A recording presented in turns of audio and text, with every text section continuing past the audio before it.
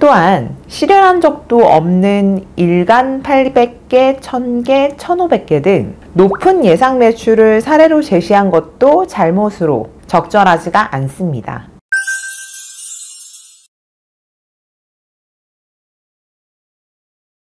안녕하세요. 법무법인 숲의 송윤 변호사 가맹거래사입니다. 오늘 다뤄볼 내용은 수익률표가 허위 과장된 것으로 인정이 돼서 과징금을 부과받은 사건입니다. 이 본사가 제공한 표를 좀 봐주세요. 보시면 매출이 얼마일 때 순수익이 얼마다 이런 식으로 이제 기재가 되어 있는데요. 공정거래위원회가 조사를 해본 결과 이 해당 수치가 객관적 근거 자료를 바탕으로 작성됐다라고 볼 증거가 없었습니다. 본사가 주장한 근거는 대표 그리고 대표 지인이 운영하던 5개의 점포의 실적을 근거로 작성했다 라고 주장을 했는데요. 해당 자료가 본사에 비치되어 있지 않았고요.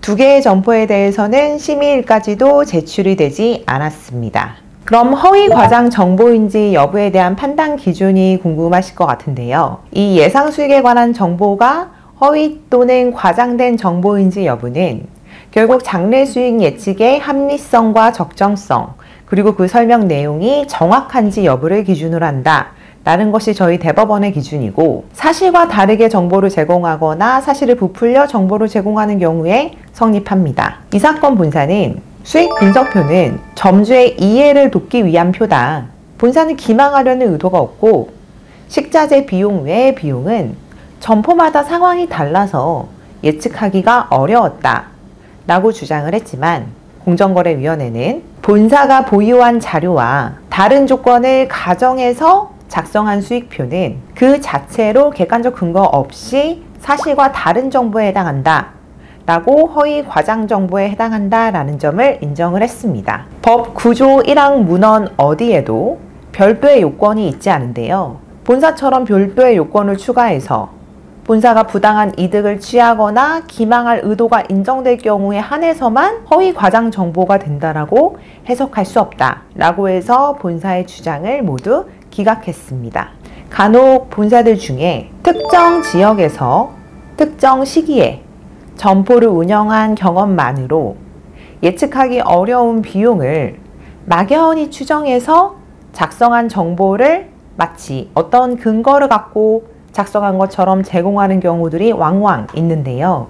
그 자체로 위법성이 인정이 됩니다. 이 사건 표의 문제점 중에 하나는 인건비는 당연히 수익률에 직결되는 중요한 요소임에도 400개 판매 규모의 매장에 인건비를 0원으로 기재를 해둔 겁니다. 실제 점주 혼자 운영을 할 수 없기 때문에 영업 환경에도 반하는 것이었죠. 또한 실현한 적도 없는 일간 800개, 1000개, 1500개 등 높은 예상 매출을 사례로 제시한 것도 잘못으로 적절하지가 않습니다. 보통의 주의력을 가진 가맹 희망자는 최하 400개에서 최대 1500개까지 판매할 수 있겠구나. 평균적으로 이 수익표상에 수익을 얻을 수 있지 않을까?